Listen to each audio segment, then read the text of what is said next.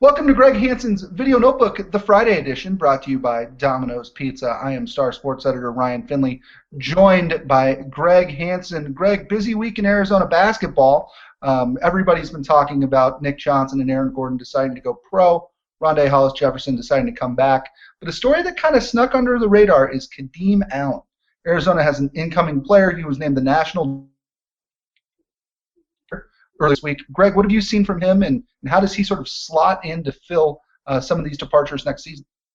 There's a professionally done YouTube video of Kadeem Allen. I watched it the other day. I watched it about 3 times. It's only about 2 minutes. It's of him in the National Junior College Finals with a packed house playing against, good teams. I was really, really surprised by it. He's an NBA player. Sean Miller hasn't said much about him. And if you watch it, take the time to watch it, I think you'll think the same thing. This guy is explosive. He can go both hands. He penetrates. He shoots from the outside. Where are they going to play him? I mean, they have so many good players, and now this Kadeem Allen. If you watch it, you're going to have to agree with me.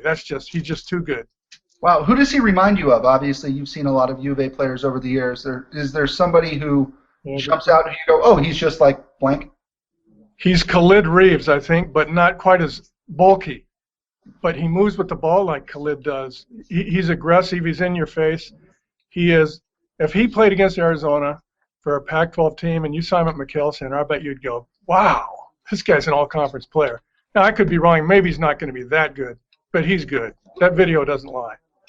Greg, how did they stumble onto this guy? I mean, certainly a Kansas junior college, right? It's in Kansas. Right. Pretty far away from Miller's roster management, which he has become so adept at, and you have to if you're going to be at Arizona and get the early departure guys. So he was out there working I bet he probably saw him for the first time in the summer because he was a first-team All-American last year. And he was, the guy's from North Carolina. How do you get a guy from Wilmington, North Carolina away from everybody needs a guy like that. Where's North Carolina State? Where's Virginia? But Arizona got it. Yeah. Big tribute to Sean Miller working more than just the daily routine.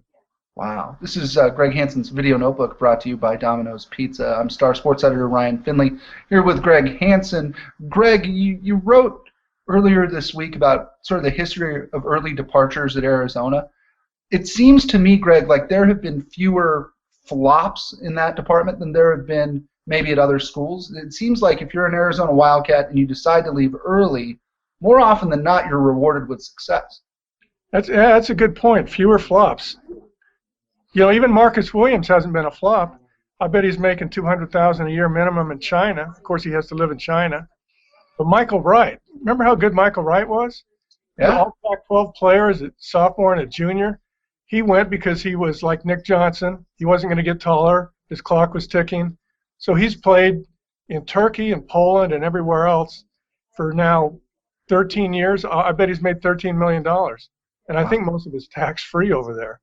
So if anyone was going to be a flop, it might have been, the one flop that Arizona's had, if you look through the years, guy who left early, I still think people would say is Marcus Williams, but he's really not a flop.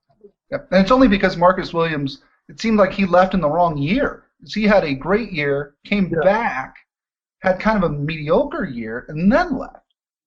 He just was a victim of bad timing. He was in the Lute transition phase, and he probably didn't have enough strong leadership here to keep him here for one more year, which he needed. I think he'd still be in the NBA. But he was kind of an immature kid, too, so he's probably doing as good as he can. Greg, one of the guys who you just talked about, Michael Wright, is a guy who did the most with the physical gifts that he had. He only stood, about 6'8", and yet was as dominant a power forward, a rebounding machine. I still remember his matchups with Mark Madsen at Stanford. Those things were epic.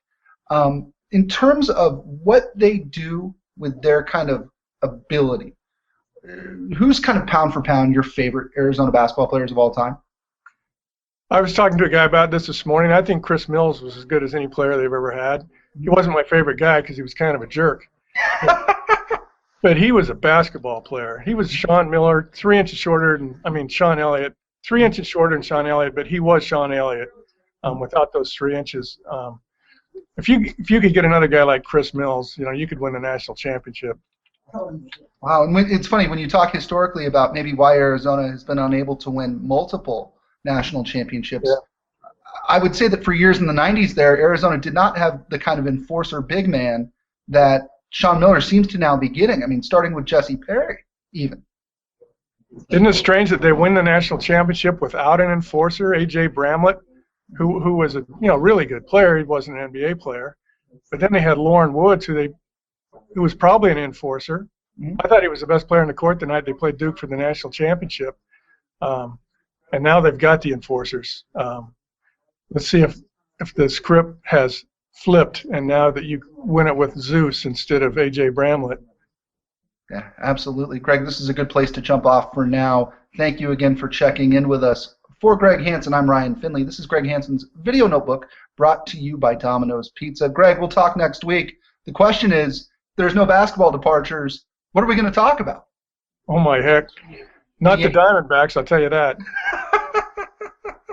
Awesome. Well, hey, we'll check in next week. We'll talk. Thanks for joining us. See you, Ryan.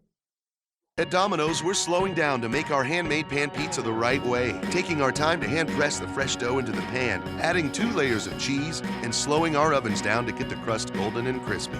So try a Domino's handmade pan pizza with 2 toppings for just $7.99.